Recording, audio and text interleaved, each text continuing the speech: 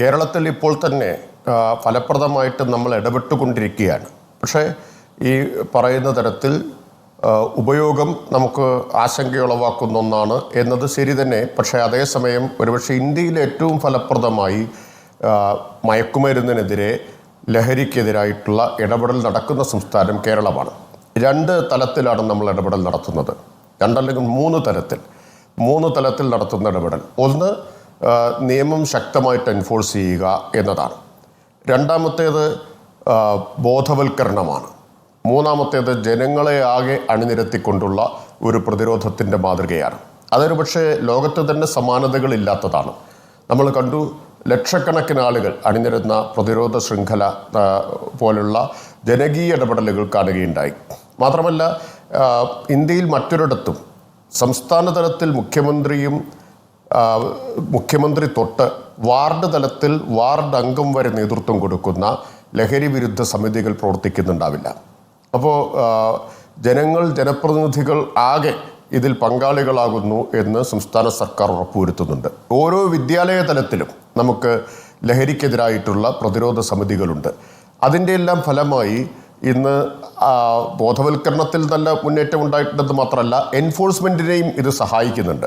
ഇപ്പോൾ ഏറ്റവും കൂടുതൽ കേസുകൾ നമുക്ക് ഈ കാലയളവിൽ കണ്ടെടുക്കാൻ കഴിഞ്ഞിട്ടുണ്ട്. അതിന് സഹായകരമായത് ജനങ്ങളിൽ നിന്ന് കിട്ടുന്ന പിന്തുണയാണ്. ഇപ്പോൾ ഈ പരിശ്രമങ്ങളെല്ലാം ജനങ്ങളെ കൂടി ഇതിൻ്റെ ഭാഗമാക്കാനുള്ള പരിശ്രമങ്ങൾ വലിയ ഗുണം ചെയ്തിട്ടുണ്ട്. ജനങ്ങളുടെ വിശ്വാസം വർദ്ധിപ്പിച്ചിട്ടുണ്ട് എക്സൈസിനുമൊക്കെ. അതുകൊണ്ട് തന്നെ നേരിട്ട് വിവരങ്ങൾ ലഭിക്കുകയാണ്. ആ വിവരങ്ങളുടെ അടിസ്ഥാനത്തിൽ പല കാലങ്ങളിൽ പല രീതിയിലാണല്ലോ ലഹരി ഉപയോഗം. മിനിസ്റ്റർക്കൊക്കെ നമ്മളുടെയൊക്കെ കുട്ടിക്കാലത്ത് നാട്ടിൻപുറത്ത് ചാരായ ഷാപ്പുകൾ ഉണ്ടായിരുന്നു. പിന്നീട് ചാരായം വളരെ പെട്ടെന്ന് നിരോധിച്ചു. അപ്പോൾ വ്യാജമദ്യം സുലഭമായി ലഭിച്ചു. അപ്പോൾ ഒരു കാലത്ത് കേരളം മുഴുവൻ ചർച്ച ചെയ്തത് വ്യാജമദ്യത്തെക്കുറിച്ചാണ്, കള്ളു കുടിക്കുന്നതിനെക്കുറിച്ച്. അതൊരു കാലഘട്ടത്തിൽ കുടുംബത്തിൻ്റെ ഒരു മൊറാലിറ്റി ആയിട്ട് വളർന്നിരുന്നു. പിന്നീട് അത് കഴിഞ്ഞപ്പോൾ നമ്മളുടെയൊക്കെ യൗവനത്തിലേക്ക് നമ്മൾ എത്തുമ്പോൾ നമ്മുടെയൊക്കെ തലമുറ ഈ ബിയറുകൾക്ക് പിന്നാലെ പോകുന്നത് കാണുന്നു, മദ്യത്തിന് പിന്നാലെ പോകുന്നൊരു തലമുറയെ കാണുന്നു. അത് ആഘോഷ പാർട്ടികളിൽ ഒരു കോമൺ വിഭവമായി മാറുന്നു. ഞാനതിൽ പൂർണ്ണമായും തെറ്റുണ്ടെന്നല്ല, ടൂറിസത്തിൻ്റെ മേഖലയിൽ അത് വേണം. പക്ഷെ അത് കഴിയുമ്പോൾ ഇപ്പോൾ MDMA പോലെയുള്ള വസ്തുക്കൾ രാസലഹരിയിലേക്ക് പോകുന്നു. ഇതൊരു 3rd ജനറേഷൻ ലഹരി ഉപയോഗമാണോ കേരളത്തിൽ നടക്കുന്നത്? മിനിസ്റ്ററുടെ കയ്യിലുള്ള കണക്കുകൾ അല്ലെങ്കിൽ എക്സൈസ് വകുപ്പിൻ്റെ കണക്കുകൾ പ്രകാരം എങ്ങനെയാണ് ഈ ലഹരി ഉപഭോഗത്തിൻ്റെ ട്രെൻഡ് മാറുന്നത് ഇപ്പോൾ? തീർച്ചയായിട്ടും ഈ ട്രെൻഡ് വലിയ തോതിൽ മാറ്റം വരുന്നുണ്ട് എന്നത് ശരി തന്നെയാണ്. അരുണിനോട് ചൂണ്ടിക്കാണിച്ചതുപോലെ ഒരു 3ാം തലമുറ ലഹരി ഉപയോഗം, അതിനെ നമ്മൾ കാണേണ്ടത് കേരളത്തിൻ്റെ സാമൂഹിക വളർച്ചയുമായിട്ട് കൂടി ബന്ധപ്പെട്ടാണ്. കാരണം കേരളം പല കാര്യങ്ങളിലും ഒരു പോസ്റ്റ് ഇൻഡസ്ട്രിയൽ സൊസൈറ്റിയുടെ പ്രത്യേകതകൾ കാണിക്കുന്ന ഇന്ത്യയിലൊരു സംസ്ഥാനമാണ് എന്ന് നമുക്കെല്ലാവർക്കും അറിയാം. മാത്രമല്ല, വലിയ തോതിൽ ആഗോളതലത്തിലുള്ള ബന്ധങ്ങൾ നമ്മുടെ മൈഗ്രേഷൻ്റെയൊക്കെ ഫലമായിട്ട് ഉണ്ടായിട്ടുള്ള ഒരു സംസ്ഥാനമാണ്. അപ്പോൾ ഇതിൻ്റെയൊക്കെ ഫലമായിട്ട് ഈ പ്രവണതകൾ വളരെ ശക്തമായിട്ട് കേരളത്തിലുണ്ട്. പക്ഷേ ഇത് കേരളത്തിൽ മാത്രം ഉള്ളതല്ല കേട്ടോ. ഇപ്പോൾ ഈ സിന്തറ്റിക് ഡ്രഗ്സിലേക്കൊക്കെയുള്ള മാറ്റം എന്നത്, മയക്കുമരുന്നിലേക്കുള്ള മാറ്റം കേരളത്തിൽ മാത്രമുള്ളതല്ല, ഇന്ത്യയിലാകെയുണ്ട്. പക്ഷേ രാജ്യമാകെ ഇതിനെ കാണുന്നതിനേക്കാൾ ഗൗരവത്തോടെ നമ്മൾ കാണുന്നു, കേസുകൾ എടുക്കുന്നു, നടപടികൾ സ്വീകരിക്കുന്നു. ഇപ്പോൾ വിമുക്തി പോലെ ഒരു സംവിധാനം ഇന്ത്യയിൽ മറ്റൊരിടത്തുമില്ല. അപ്പോൾ നമ്മൾ ചെയ്യുന്നത് നിയമം കർശനമായിട്ട് നടപ്പാക്കുക മാത്രമല്ല, ഇതിനിരകളായിട്ടുള്ള ആളുകളെ പുനരധിവസിപ്പിക്കാൻ, അവരെ തിരിച്ചു കൊണ്ടുവരാനൊക്കെയുള്ള ശ്രമങ്ങൾ കൂടി നടത്തുകയാണ്. അപ്പോൾ ആ തരത്തിലേക്ക് സർക്കാരിൻ്റെയും എക്സൈസിൻ്റെയും ഇടപെടലുകൾ മാറിയിട്ടുണ്ട് എന്ന് നമ്മൾ കാണണം. ഇപ്പോൾ ട്രെൻഡിൽ മാറ്റമുണ്ട്. ഇത് ലോകമാകെയുള്ളതാണ്. ഈ മയക്കുമരുന്ന് ഉപയോഗത്തിൻ്റെ ട്രെൻഡിൽ വന്നിട്ടുള്ള മാറ്റം ലോകമാകെയുള്ളതാണ്.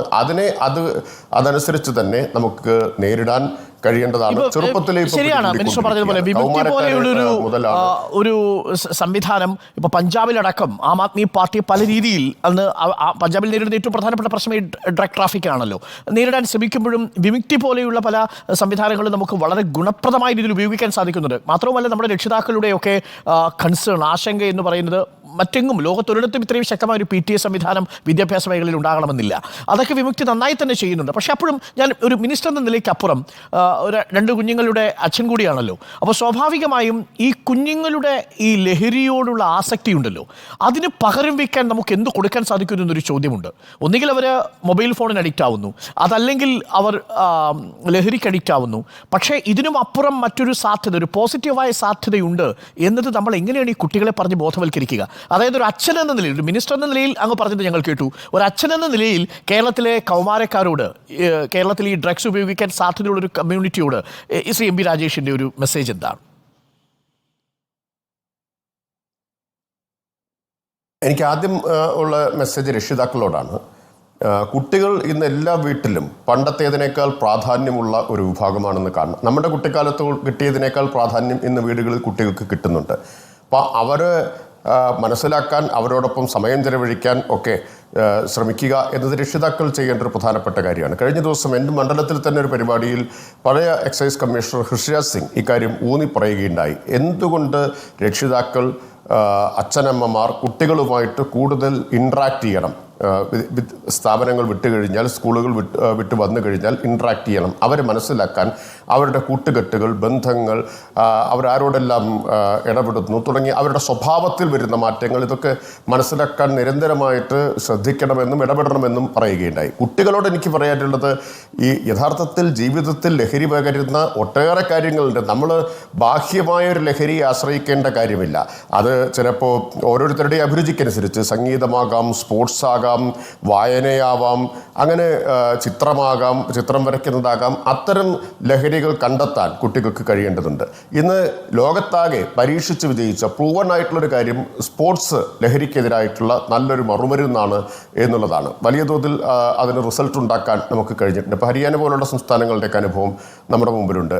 ഇതിനെ നേരിടാൻ വ്യാപകമായി ഗ്രാമീണ തലത്തിൽ കളിക്കളങ്ങൾ ഉണ്ടാക്കുകയും സ്പോർട്സിലേക്ക് കുട്ടികളെ കൊണ്ടുവരികയും ഒക്കെ ചെയ്തു. കായികക്ഷമതയെക്കുറിച്ചുള്ള ഒരു അവബോധം, ഫിറ്റ്നസിനെ കുറിച്ചുള്ള അവബോധം സൃഷ്ടിക്കുക, ഇതെല്ലാം ഇതിന് സഹായകരമായിരിക്കും. ഒറ്റ കാര്യം കൂടി പറഞ്ഞ് അവസാനിപ്പിക്കാം, തിരക്കുണ്ടെന്ന് എനിക്കറിയാം. ഇപ്പോൾ ഇന്നു മുതൽ അങ്ങോട്ട് ഇനി സർക്കാർ എന്തെങ്കിലും ഒരു പുതിയ പദ്ധതി ഇതുമായി ബന്ധപ്പെട്ട, ലഹരി നിയന്ത്രണവുമായി ബന്ധപ്പെട്ട് കൊണ്ടുവരാൻ ഉദ്ദേശിക്കുന്നുണ്ടെങ്കിൽ ചുരുങ്ങിയ വാക്കുകളിൽ. ബഹുമാനപ്പെട്ട മുഖ്യമന്ത്രിയുടെ നേതൃത്വത്തിൽ യോഗം ചേർന്ന് നേരത്തെ നടത്തിയ ക്യാമ്പയിൻ്റെ തുടർച്ചയിൽ ഉന്നത വിദ്യാഭ്യാസ വകുപ്പും എക്സൈസ് വകുപ്പും ചേർന്ന്, തദ്ദേശ സ്ഥാപനങ്ങളും ചേർന്ന് ഒരു വിപുലമായിട്ടുള്ള പരിപാടി ആവിഷ്കരിക്കാൻ നിർദ്ദേശിച്ചിട്ടുണ്ട്. അതിൻ്റെ ആദ്യ യോഗം ആ മുഖ്യമന്ത്രിയുടെ നിർദ്ദേശത്തെ തുടർന്ന് ഞാനും മറ്റ് 2 മന്ത്രിമാരും പങ്കെടുത്തുകൊണ്ട് ചേർന്നു. പരിപാടി തയ്യാറാക്കിക്കൊണ്ടിരിക്കുകയാണ്. വൈകാതെ തന്നെ ഗവൺമെൻറ് അത് പ്രഖ്യാപിക്കും. Thank you minister M P Rajesh. M P രാജേഷിനെ പ്രേക്ഷകർക്ക് അറിയാവുന്നതുപോലെ മിനിസ്റ്റർ ആവുന്നതിന് മുമ്പ് സ്പോർട്സിലും വായനയിലും ഒക്കെ കമ്പമുള്ള ഒരു ചെറുപ്പക്കാരനായിരുന്നു. അദ്ദേഹത്തിൻ്റെ ലഹരി അക്കാലത്ത് വായന, പുസ്തകം, ഒപ്പം തന്നെ എഴുത്ത് തുടങ്ങിയ കാര്യങ്ങളാണ്. അപ്പോൾ നമുക്ക് മാതൃകയാക്കാവുന്ന മനുഷ്യർ നമ്മുടെ ചുറ്റുപാടുമുണ്ട്. അത് രാഷ്ട്രീയത്തിലുണ്ട്, സിനിമയിലുണ്ട്, ഒപ്പം തന്നെ പ്രതിപക്ഷത്തും നിരവധി ആളുകളുണ്ട്, ഭരണപക്ഷത്തും നിരവധി ആളുകളുണ്ട്. നമുക്ക് മാതൃകയാക്കാൻ കഴിയുന്ന അവരുടെ ജീവിതം കൊണ്ട്, അവരുടെ ജീവിതത്തിൽ തന്നെ ലഹരിയായി എടുത്തതാണ്. ഇപ്പോൾ എം പി രാജേഷിൻ്റെ കാര്യം പറയുകയാണെങ്കിൽ അദ്ദേഹം സ്ഥിരമായി നന്നായി ഫുട്ബോൾ ആസ്വദിക്കുന്നയാളാണ്, നന്നായി വായിക്കുന്നയാളാണ്, യാത്ര ചെയ്യുന്നയാളാണ്, ഈ സംവാദങ്ങളിൽ ലഹരി കണ്ടെത്താൻ കഴിയുന്ന ആളാണ്. അതുകൊണ്ട് എം പി രാജേഷ് എന്ന് നമുക്ക് നൽകിയിരിക്കുന്ന ഈ മെസ്സേജ് പ്രിയപ്പെട്ട കുട്ടികളുടെ മുന്നിൽ വയ്ക്കുന്നു. നിങ്ങളുടെ അഭിരുചിക്കനുസരിച്ചുള്ള ലഹരി നിങ്ങൾ കണ്ടെത്താൻ ശ്രമിക്കൂ. Thank you Shri M P Rajesh പ്രഭാതത്തിൽ ചേർന്നതിന്. ഇനിയിപ്പോൾ നിയമസഭ കൂടാൻ പോവുകയാണ്, അദ്ദേഹം നിയമസഭയിലേക്ക് പോകുന്നു. ശ്രീ എം പി രാജേഷ് പറഞ്ഞതുപോലെ വായന, സംഗീതം, സ്പോർട്സ്, അങ്ങനെ ലഹരി ഒട്ടേറെ കാര്യങ്ങളിൽ നമുക്ക് കണ്ടെത്താൻ സാധിക്കും. അങ്ങനെയാണ് നമ്മളുടെ കുഞ്ഞുങ്ങളെ നമുക്ക് വളർത്താൻ കഴിയുക. വളരെ പ്രധാനപ്പെട്ട കാര്യം, നമ്മുടെ കുഞ്ഞുങ്ങൾക്കൊപ്പം രക്ഷിതാക്കൾ കൂടുതൽ സമയം ചെലവഴിക്കുക. അവരുടെ ഏറ്റവും നല്ല സുഹൃത്ത് നമ്മളാകാൻ ശ്രമിക്കണം. ബലപ്രയോഗത്തിലൂടെയോ ഭീഷണിയിലൂടെയോ അല്ല, ഒരു തലോടലിലൂടെ, സാന്ത്വനത്തിലൂടെ, ഒന്ന് തുറന്ന് കേൾക്കുന്നതിലൂടെ, അവർക്കെന്തെങ്കിലും പരാജയങ്ങൾ സംഭവിക്കുമ്പോൾ ചേർന്നിരിക്കുന്നതിലൂടെ, കുഴപ്പമില്ല നാളെ നമുക്ക് ജയിക്കാമല്ലോ എന്നുള്ള ഒരു ആശ്വാസത്തിലൂടെ അവർക്കൊപ്പം മുന്നോട്ട് പോകാൻ കഴിയണം. മാത്രവുമല്ല, തണ്ണി അടിച്ചിട്ട് വീട്ടിൽ വന്നിട്ട് എന്തിനാടാ എന്ന് ചോദിക്കുകയും ചെയ്യരുത്. അപ്പോൾ നമ്മൾ തന്നെ മാതൃകയായിട്ട് മാറുകയും വേണം അവരുടെ മുന്നിൽ എന്നുള്ളതാണ്. ഞാൻ എൻ്റെ കുട്ടിക്കാലത്ത് ഒരു ചുരുങ്ങിയ വാചകത്തിൽ ഒരു കാര്യം പറയാം. എൻ്റെ കുട്ടിക്കാലത്ത് എന്നെ ഏറ്റവും കൂടുതൽ സ്വാധീനിച്ചതിലൊരാൾ എൻ്റെ അച്ഛൻ കൂടിയാണ്. ഈ ലഹരി വിരുദ്ധമായിട്ടുള്ള കാര്യങ്ങളിൽ ഒരു തരത്തിലുള്ള ലഹരിയും എൻ്റെ അച്ഛൻ ഉപയോഗിക്കില്ലായിരുന്നു. ടീ ടോട്ടൽ എന്ന് കംപ്ലീറ്റ് ആയിട്ട് പറയാം. ഒടുവിൽ ഞങ്ങളുടെ വീട്ടിൽ സഹോദരിയുടെ വിവാഹം എത്തുന്ന സമയത്ത് അവിടെ സാധാരണ നാട്ടിൻപുറങ്ങളിൽ സിഗരറ്റും ബീഡിയൊക്കെ വയ്ക്കുന്നൊരു പരിപാടിയുണ്ട്. അത് എതിർത്ത് അദ്ദേഹം അന്ന് മുന്നോട്ട് വെച്ചൊരാശയം നെല്ലിക്ക വയ്ക്കാം എന്നുള്ളതായിരുന്നു. വലിയ കലാപമുണ്ടായി വീട്ടിനുള്ളിൽ. പക്ഷേ ആ ആശയം മുന്നോട്ട് വയ്ക്കുമ്പോൾ അത് കേൾക്കുന്നവരെ സംബന്ധിച്ചിടത്തോളം അങ്ങനൊരു പോസിബിലിറ്റി അവിടെയുണ്ട്. നെല്ലിക്ക വയ്ക്കുക എന്നുള്ളതിനെ സമൂഹം തോൽപ്പിച്ചു. പക്ഷേ എങ്കിൽ പോലും നിങ്ങൾ ചേരുന്ന ഇടങ്ങളിലെല്ലാം ലഹരിക്ക് പ്രോത്സാഹനം കൊടുക്കാത്ത സാഹചര്യം ഉണ്ടാകുന്നൊരു സമൂഹമായി നമ്മൾ പരിണമിക്കണം. അതിന് നമ്മുടെ രക്ഷിതാക്കൾ തന്നെ നമ്മളെ നിരന്തരം പ്രോത്സാഹിപ്പിച്ചുകൊണ്ടേയിരിക്കണം. നമ്മൾ തന്നെ മാതൃകയായി മാറുക എന്നുള്ളതാണ്. അപ്പോൾ പ്രിയപ്പെട്ടവരെ, ഒരു ലഹരി വിരുദ്ധ ദിനം എല്ലാ വിദ്യാർത്ഥികൾക്കും നമ്മൾ ആശംസിക്കുന്നു. ജീവിതം തന്നെയാവണം നിങ്ങളുടെ ലഹരി, നിങ്ങളുടെ അഭിരുചിയാവണം നിങ്ങളുടെ ലഹരി എന്ന് മാത്രം ഓർമ്മിപ്പിച്ചുകൊണ്ട്